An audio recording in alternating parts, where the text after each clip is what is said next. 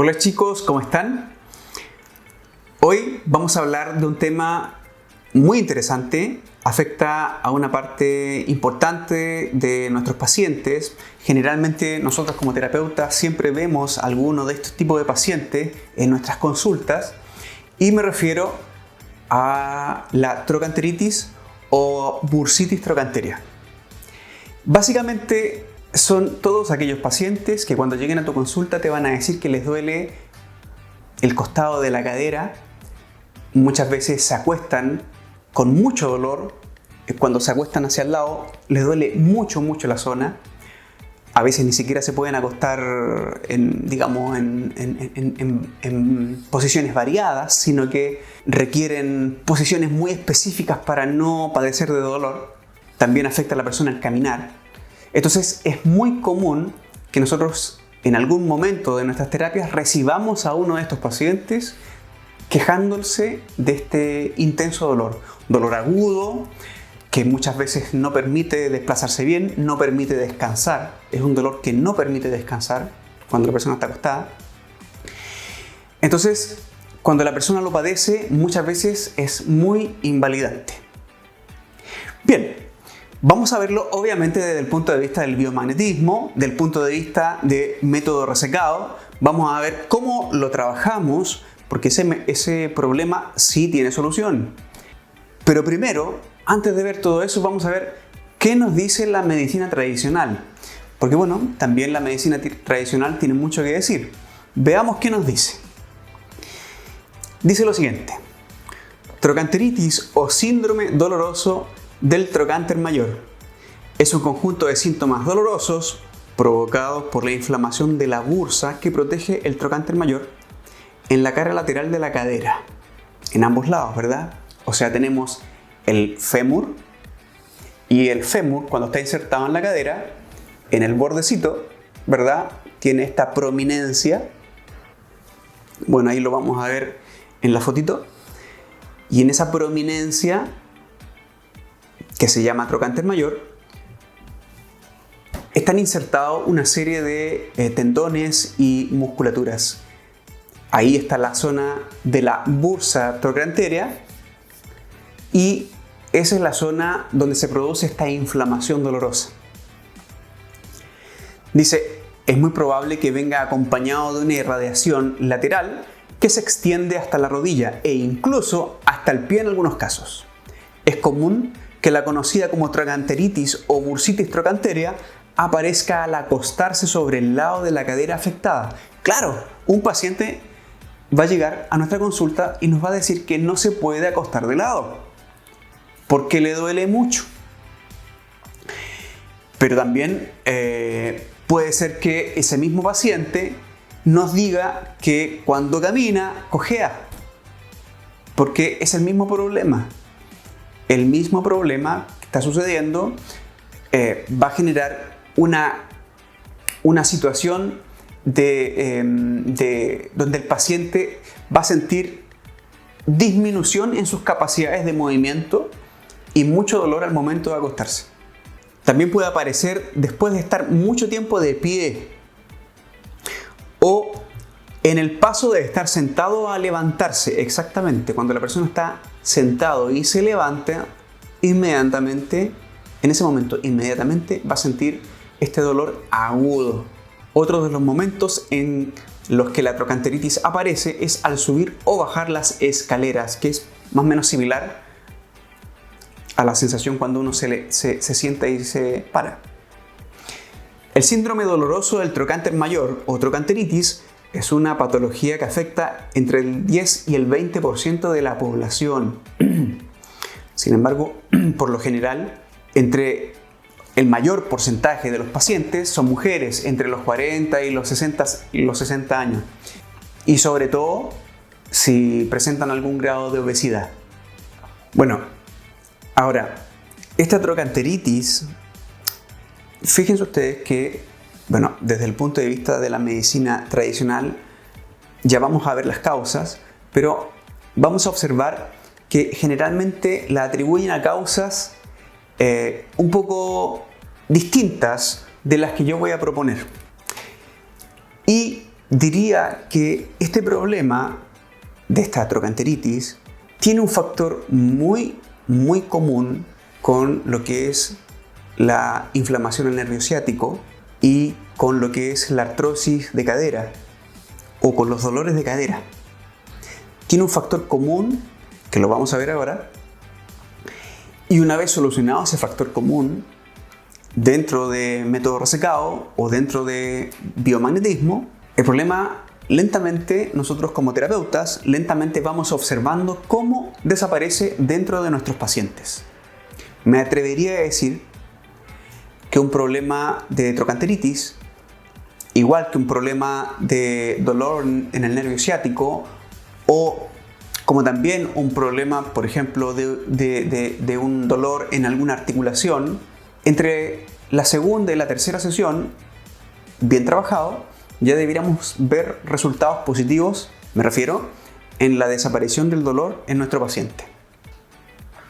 Continuamos viendo qué nos dice la medicina tradicional. Dice, el trocánter es una protuberancia ósea situada en la parte superior y lateral del fémur. Ya lo conversábamos un poco, ¿verdad? Donde se insertan los tendones de los músculos de la cadera, sobre todo el glúteo mayor y glúteo medio. La articulación de la cadera, como muchas articulaciones, se encuentra rodeada de una especie de bolsa o bursa con líquido sinovial en su interior, que le protege y facilita el roce articular en los movimientos y desplazamientos. La trochanteritis o bursitis trochanteria es la inflamación de los tendones que se insertan en el trocánter del fémur y o de las bolsas serosas que protegen el trocánter de golpes y fricciones de los tendones. Ahora, para entender qué está sucediendo acá, es súper importante que pongamos atención en lo que acabamos de decir. El trocánter mayor es una protuberancia donde se insertan una serie de músculos y tendones. Músculos y tendones. Músculos como el glúteo mayor, el glúteo medio. ¿Y por qué digo esto? Porque lo que vamos a observar es que del punto de vista del magnetismo, del punto de vista del biomagnetismo, del punto de vista de método resecado, el problema no radica en un tema tan estrictamente como nos lo comenta la medicina tradicional, sino que va a haber un factor un poquito distinto. Ya lo vamos a hablar.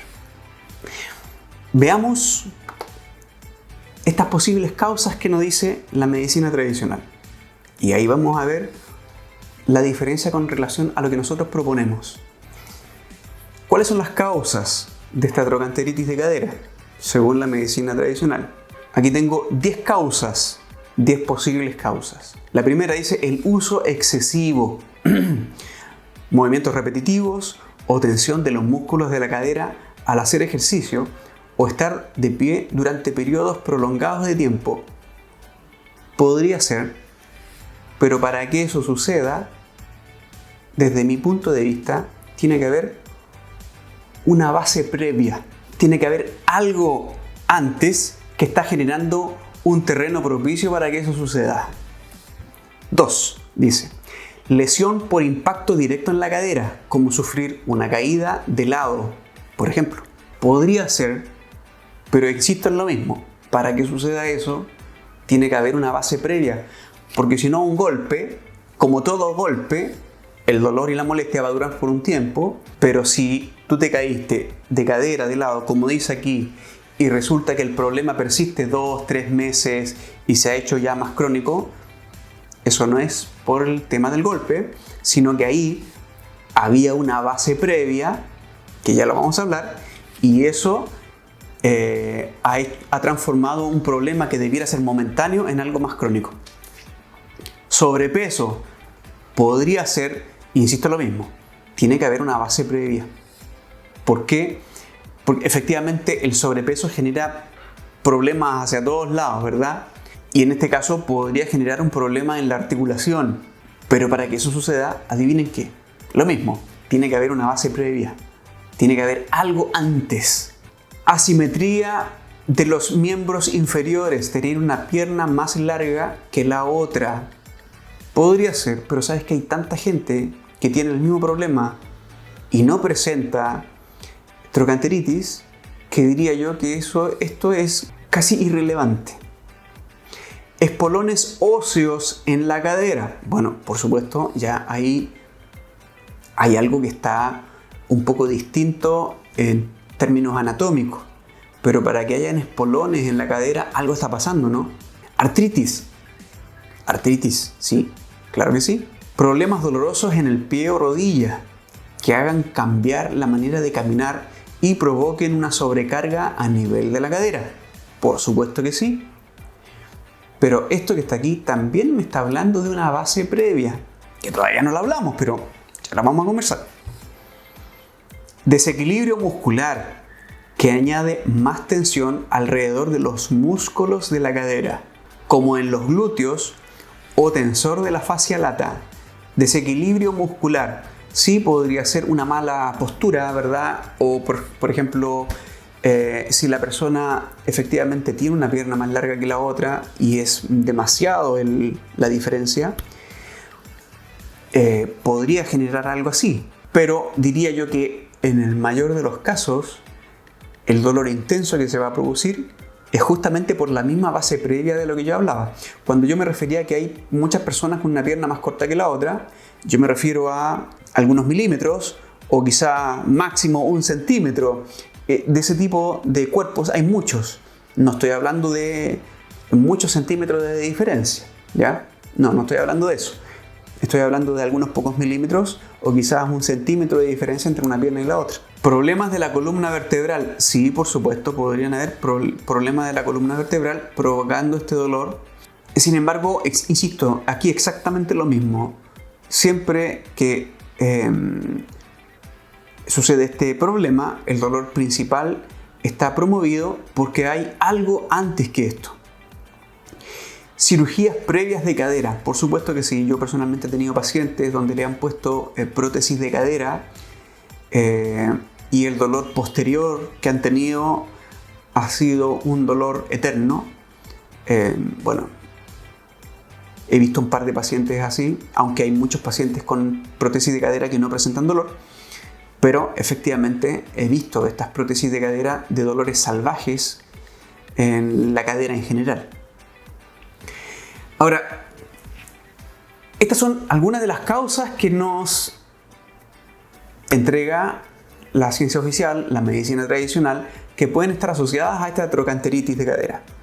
Sin embargo, yo les comentaba que desde el punto de vista de método resecado, del punto de vista de biomagnetismo, nosotros vamos a encontrar otras posibles causas que aquí ni siquiera se toman en cuenta.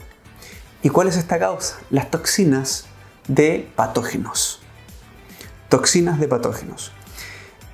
Ya en biomagnetismo, el Dr. Goiz, desde el momento de iniciar el biomagnetismo, por ahí, por fines de la década del 80, ¿verdad? Principios del 90, el 88 creo que fue, nos hablaba de que las enfermedades presentan patógenos y muchas de las enfermedades que las etiologías no están encontradas o no están asociadas a patógenos, pueden también presentar patógenos. Bueno, en este caso sucede algo muy similar. Desde el punto de vista del biomagnetismo, desde el punto de vista del método resecado, en el caso de la bursitis trochanteria o la trochanteritis, se está produciendo el origen de ese problema motivado por toxinas que están emitidas por patógenos y que de alguna forma están generando irritación, inflamación o destrucción del tejido. En el punto 6 que yo mencioné dije artritis. Aquí sí tenemos un factor muy importante. Recordemos todos los terapeutas de biomagnetismo, recuerden los terapeutas de método resecado, que tanto la artritis como la artrosis, desde el punto de vista del Dr. Goiz, son promovidos por patógenos. En este caso tenemos el patógeno, aparentemente el meningococo, cuyo par es dorsolumbar, polo negativo zona dorsal de las vértebras, polo positivo en las vértebras en la zona lumbar. Y ese patógeno, desde el punto de vista del biomagnetismo, genera un tipo de toxina que inflama e irrita las articulaciones ¿Y cuál es el problema acá? Yo le dije que los músculos se insertan en el trocánter mayor. Y cuando estas toxinas afectan las articulaciones o la zona ósea aledaña a la articulación, van a provocar que todo el tejido que está cerca de la zona articular se inflame, se irrite o experimente una sensación dolorosa. Sucede exactamente lo mismo, por ejemplo, en el caso de un dolor, por ejemplo, en el hombro, en el mango rotador, o en la muñeca, o en las manos. Entonces, ¿qué está sucediendo?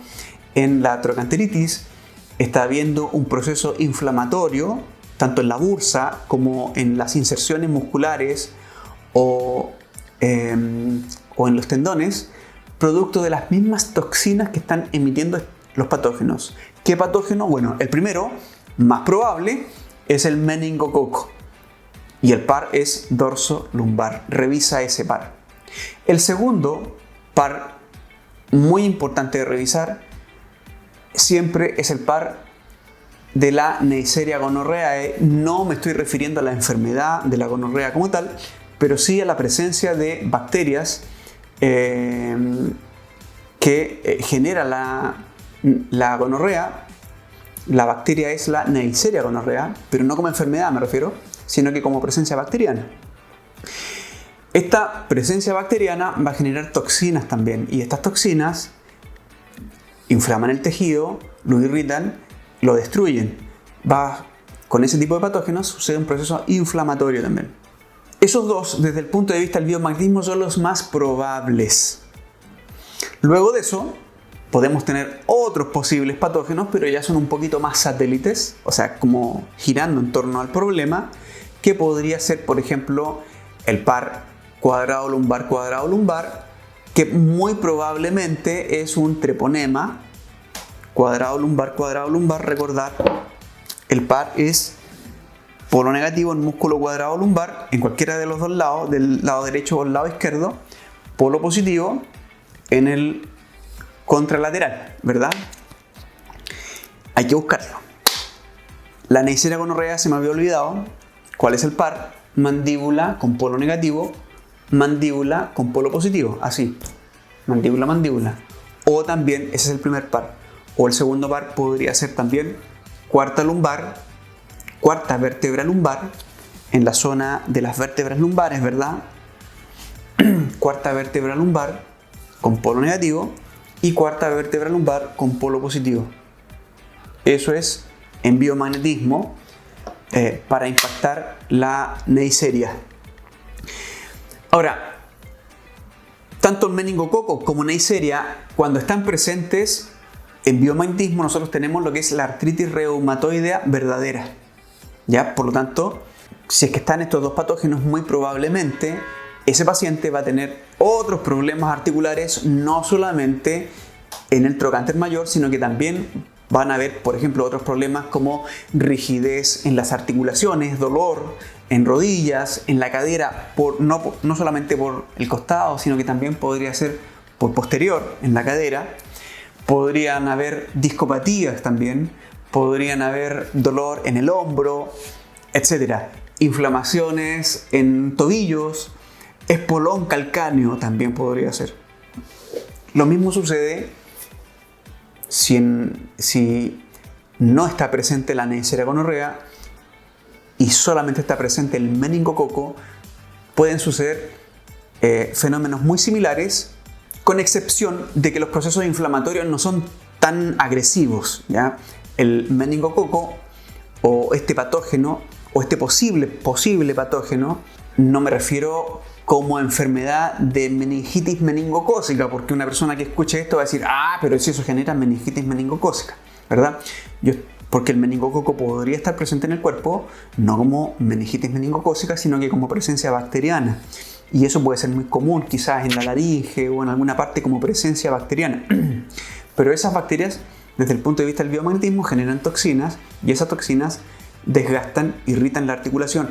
Entonces, si tú quieres sanar la trocanteritis, más que iniciar un proceso de kinésico, en un principio, lo primero que tenemos que hacer es sacar las toxinas. Eso es lo primero que hay que hacer, sacar las toxinas. Si tú no sacas las toxinas, el problema no se va a acabar. Entonces, encontramos los patógenos, sacamos las toxinas, o nosotros como terapeutas de método resecado lo que vamos a generar es un equilibrio. El cuerpo se encarga solo, ¿verdad?, de eliminar todo eso. Y el cuerpo se encarga de sacar las toxinas. Eso, digamos, sucede en forma un poco más concreta. Y en ese momento ya estamos en la mejor posición para iniciar un proceso de regeneración. Pero si tú no sacas o no equilibras esto para que el cuerpo elimine las toxinas, te vas a encontrar con un fenómeno muy frecuente en todos estos trabajos kinésicos, que van a haber 10 sesiones, 15 sesiones y el dolor continúa y continúa y continúa. O la persona ya se va a haber caído hace 2 meses, 3 meses y el dolor continúa y continúa y continúa. Entonces, o la persona hace otro tipo de ejercicio y siempre continúa. Entonces, lo que nosotros necesitamos acá, más que primero un tema kinésico o un tema de movimientos mecánicos, es un tema de equilibrio para que el cuerpo bote las toxinas que está generando esta irritación e inflamación. Bien, en el próximo capítulo vamos a ver cómo hacemos para regenerar justamente estas lesiones. Bien, chicos, lo dejamos hasta acá porque ya se hizo muy largo el video y en otra oportunidad nos volvemos a ver. Un saludo para todos, que estén todos muy bien. Éxito.